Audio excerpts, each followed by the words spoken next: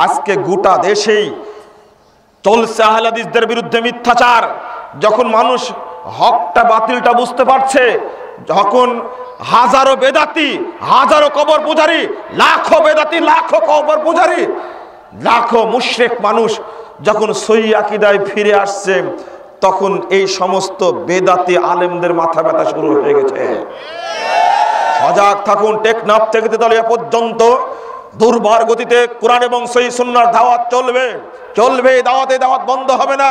রাসূল সাল্লাল্লাহু আলাইহি ওয়াসাল্লাম বলে গেছেন, লা তাযালু তাইফাতুম মিন উম্মতি যাহিরুল হক লা ইয়াদুররুহুম মান খাযালাহুম হাত্তা ইয়াতি আমরুল্লাহুম কাযালিক।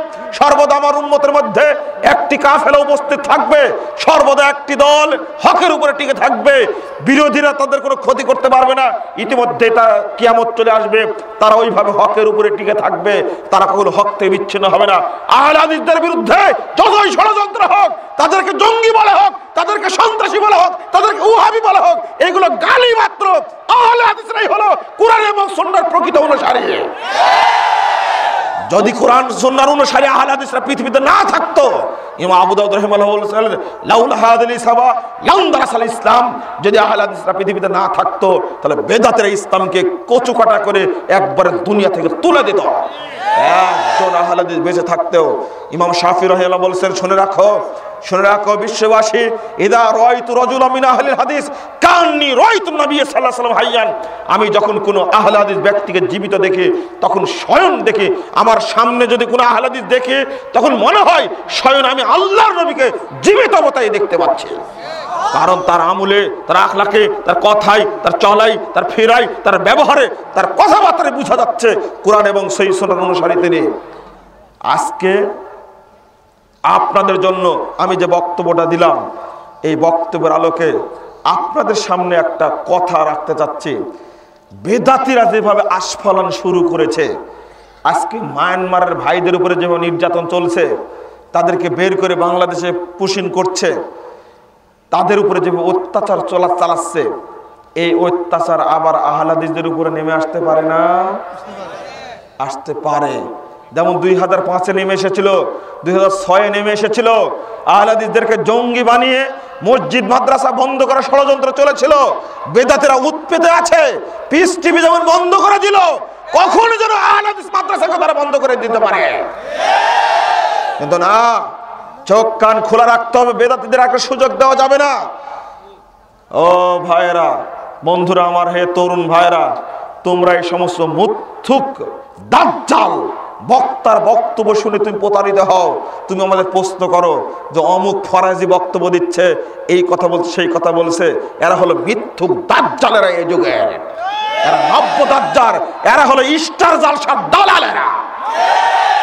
এই দালালেরা হবে পিস টিভির মতো একটা চ্যানেল, যেটা গোটা পৃথিবীতে কোরআন এবং সহিহ সুন্নাহর আলোচনা চলছিল, করছিল, হকটা মানুষের সামনে প্রচার করছিল, সেই হক কথাকে গলা টিপে বন্ধ করে দিল। গোটা পৃথিবীতে চলছে পিস টিভি। আজকে লন্ডনে পিস টিভি চলে, আমেরিকায় পিস টিভি চলে, অস্ট্রেলিয়ায় চলে, কানাডায় চলে, চীনে চলে, জাপানে চলে, সৌদি আরব চলে, কুয়েত চলে, লিবিয়ায় চলে, গোটা পৃথিবীতে, পাকিস্তানে চলছে। শুধু বাংলাদেশ কত অভিশপ্ত একটা দেশ, এই বেদাতীদের জন্য বাংলাদেশ অভিশপ্ত দেশে পরিণত হয়েছে। এই দেশে পিস টিভি বন্ধ করে দেশ।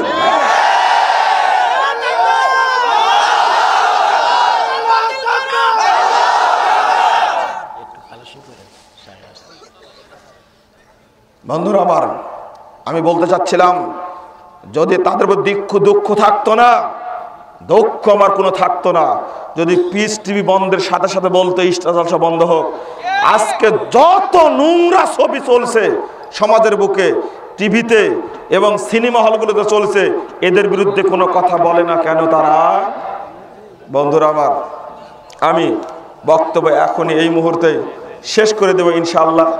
আপনাদের একটু কালেকশনের কথা বলবো, আর শেষে যেটা বললাম যে আপনারা এই যে আকীদা এবং তাওহীদ, এই বইটা সবাই সংগ্রহ করবেন ইনশাআল্লাহ। আর নতুন একটা বইয়ের কথা বললাম, 40টি উপদেশ পরিবার সংশোধনে, বইটার লেখক হলেন সালেহ আল মুনাজ্জিদ। একটা পরিবারের জন্য অত্যন্ত দরকার, খুব জরুরি বই, আপনারা সেটা সংগ্রহ করার চেষ্টা করবেন। আর এটা মসজিদে জালসা, মসজিদের উন্নয়ন কল্পে আপনারা মসজিদের জন্য দান করবেন। ভিতরে কাপড় নিয়ে যান, আপনারা ভিতরে কাপড় নিয়ে যান, যার যতটুকু সাধ্য আছে তারা দান করেন। এখনই কাপড় নিয়ে যান, আপনার মসজিদের জন্য দান করুন। রাসূলুল্লাহ সাল্লাল্লাহু আলাইহি ওয়াসাল্লাম বলেছেন, মান বানা লিল্লাহি মসজিদান বানাল্লাহু লাহু বাইতান ফিল জান্নাহ। যে ব্যক্তি আল্লাহর জন্য মসজিদ তৈরি করবেন, আল্লাহ রাব্বুল আলামিন তার জন্য জান্নাতে একটা ঘর তৈরি করবেন। বন্ধুরা আমার, আপনারা চেষ্টা করবেন বেশি বেশি করে দান করার। কেউ খালি হাত দিবেন না, বরং যতটুকু সাধ্য ততটুকু দেওয়ার চেষ্টা করবেন। আল্লাহ কবুল করুন, আল্লাহুম্মা আমিন। আল্লাহ রাব্বুল আলামিন আমাদের ইলমে এবং আমলে বরকত দান করুন, আমিন। আল্লাহ আমাদেরকে বেশি বেশি করে সহিহ আমলগুলো করার তৌফিক দান করুন, আমিন। আকুলু কাওলি হাদা আস্তাগফিরুল্লাহ লি ওয়া লাকুম ওয়া লিসাইরিল মুসলিমিন। আসসালামু আলাইকুম ওয়া রাহমাতুল্লাহি ওয়া বারাকাতুহু।